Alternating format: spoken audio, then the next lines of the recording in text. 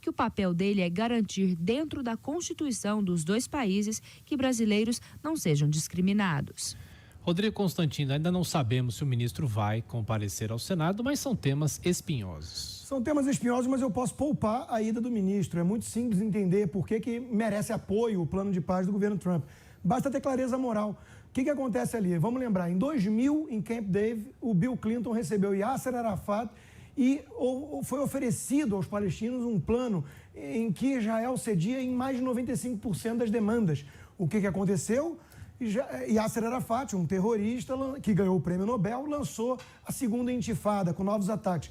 O que está acontecendo hoje, após essa proposta muito razoável que veio do governo Trump, nova onda de ataques. Inclusive, houve atropelamentos, 14 pessoas feridas em Israel por atropelamentos de palestinos, e a mídia trata do assunto como violência entre Israel e Palestina. Quer dizer, é uma brincadeira de mau gosto. Então a gente sabe por que não acontece paz ali. Porque as lideranças terroristas palestinas não querem a paz. Elas estão no negócio do terror. Esse é o problema todo. Sobre imigração, é muito simples, né? Não quer ser maltratado pelo governo, que realmente tem condições difíceis, porque é muita gente tentando entrar nos Estados Unidos de forma ilegal, né? Não tem muito o caminho contrário, por que será? Mas basta não tentar cometer um crime logo na largada, né? Porque entrar ilegal num país é crime. Professor Vila. O Itamaraty, só para quem nos acompanha, nós usamos como sinônimo quando falamos do Ministério das Relações Exteriores, como referência ao Palácio do Itamaraty, lá do Rio de Janeiro, né? Que chegou, inclusive, brevemente a ser sede da Presidência da República, no início da República, mas depois sediou o Itamaraty. Depois, quando foi levado para Brasília, a denominação foi na construção de um prédio, evidentemente, de linhas arquitetônicas muito diferentes daquele existente lá no Rio de Janeiro. Hoje ele é chefiado por um embaixador que nunca chefiou nenhuma embaixada. Nunca. Não tem nenhuma capacidade. O Itamaraty hoje, você tem capitão chefiando o general. Inverteu-se a estrutura hierárquica. Tem embaixadores e altos funcionários do Itamaraty que estão sendo processados por abandono de emprego quando eles comparecem todo dia ao emprego e não são designados para nenhuma função. É uma brincadeira que é o departamento de escadas e corredores, como eles chamam lá. Um deles, inclusive, que eu não vou citar o nome, porque ainda existe a questão do processo, foi perseguido durante os 13 anos do PT. Passou uma situação muito difícil. Veio o governo Temer, ele foi, entre aspas, reabilitado, veio esse novo governo, voltou a ter o mesmo tratamento que ele e outros tiveram durante o governo do PT. Portanto, é lamentável a gestão do chanceler, que não tem capacidade por exercício da função e foi colocado lá por um sujeito desequilibrado emocionalmente, que vive no exterior. Desequilibrado seria até um elogio, né? Na verdade, a coisa é muito mais grave. Mas o que nos interessa é que, como foi dito aqui em outra edição do Jornal da Manhã, o Brasil foi o único país a apoiar o absurdo que é a proposta norte-americana para um suposto tratado de paz entre Israel e a autoridade palestina. E por que um suposto tratado de acordo de paz? Porque num acordo precisa ter duas partes. Esse é o óbvio lulante. Nelson Rodrigues foi proibido também em Rondônia. Essa expressão é dele, proibido, pelos nazistas de Rondônia. Bem, você tem de ter outra parte. Qual é a outra parte? É a Palestina, né? Então, você tem de ter Israel, a Palestina e uma suposta mediação norte-americana. Só que não tem o outro. Então, você propõe um tipo de Estado que, evidentemente, é contra os interesses do conjunto da autoridade palestina. A questão que se coloca, portanto, é que teria de ter uma negociação séria. E o Brasil soltou uma nota, foi o único país que fez isso, em apoio. E o que aconteceu? Semana passada, nós noticiamos aqui, nesse mesmo Jornal da Manhã, numa reunião de Estados muçulmanos, 51.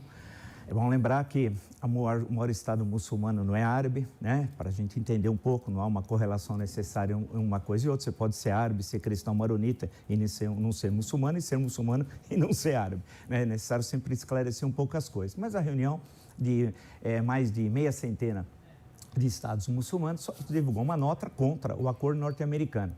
Unânime foi a votação. E por que isso é importante para nós? O que nós temos a ver com isso? Nós temos que saber que o Oriente Médio é um importante mercado para o Brasil. O mundo hoje passa uma situação muito difícil na economia internacional. Tudo indica que o crescimento estimado na primeira semana de janeiro para esse ano, tendo em vista o coronavírus, não ocorrerá. o comércio internacional também não crescerá como imaginávamos. E nós temos um problema na balança comercial. Basta ver que janeiro ela foi, aqui desse ano, foi deficitária. A balança comercial, que é a relação entre as exportações e as importações do Brasil, em 2019, foi o menor saldo dos últimos 5 anos. Foi um saldo positivo, mas o menor. Então, o que nós precisamos nesse momento é aumentar as nossas exportações e manter os nossos clientes tradicionais. Essa posição irresponsável do governo poderá colocar em risco os nossos mercados do Egito, que são importantíssimos, por exemplo, ou o mercado do Irã. O Irã é um dos maiores compradores do Brasil e já sinalizou que em determinadas circunstâncias poderá fazê-lo, comprar as mercadorias que comprava do Brasil, as commodities, entende-se? Na Argentina, e uma delas, o açúcar na Índia, que é uma grande produtora. Sendo assim, vocês estão entendendo como que é a questão do Oriente Médio, Itamaraty, Brasil, economia brasileira se interrelacionam.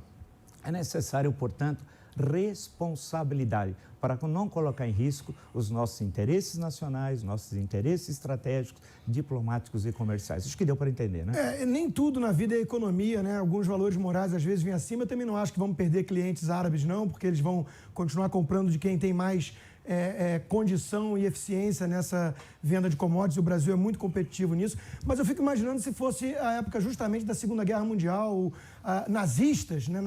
O Vila fala tanto de nazismo, na época que realmente havia ameaça nazista no mundo, não uma imaginada, e se a gente falasse tudo em economia, né? Não vamos falar do Hitler, porque afinal de contas isso pode afetar nossas exportações. Quanto a ter a contraparte na mesa para negociar, eu acabei dando um exemplo aqui de 2000, que Yasser Arafat estava lá e recebeu todas as condições de um acordo favorável e recusou e lançou uma onda de novos ataques.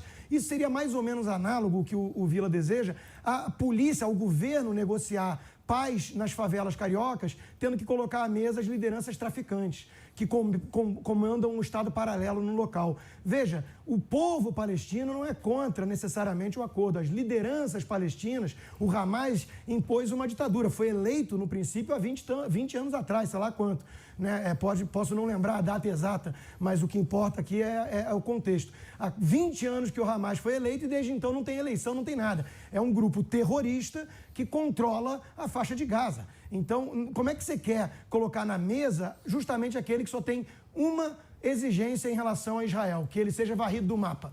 Né? Então, acho que a proposta de plano do governo Trump é muito clara, muito favorável, inclusive 50 bilhões de dólares injetado na Palestina, um Estado palestino com Jerusalém como capital, que era o que eles queriam. Eu acho que isso expõe justamente a hipocrisia daqueles que só repetem que tem que ter conversa, diálogo e acordo entre as partes e, na prática, fecham o olho para não enxergar que uma das partes não quer acordo de paz, coisa alguma, quer destruir o vizinho, a única nação judaica no meio de um bando de vizinhos muçulmanos. Acho que primeiro precisa conhecer um pouco história. Ignorância faz mal às pessoas. Né? Tem gente que não passaria no ensino fundamental. Você fica caladinho que agora eu falo. Eu te ouvi, você está fazendo essa estratégia para ver se você aparece. Eu já saquei a tua, porque você é um desconhecido, um incapaz. Vamos lá, então. Me desculpem ser obrigado a dizer isso. Desculpa. Né? Peço desculpa a todos vocês. Vamos lá, então. Né? Vamos discutir seriamente. A questão, eu vou só expor isso e pôr ponto final, porque é uma estratégia disso, eu já antevi e tenho evitado, inclusive, fazer esse tipo de diálogo, que é muito desagradável.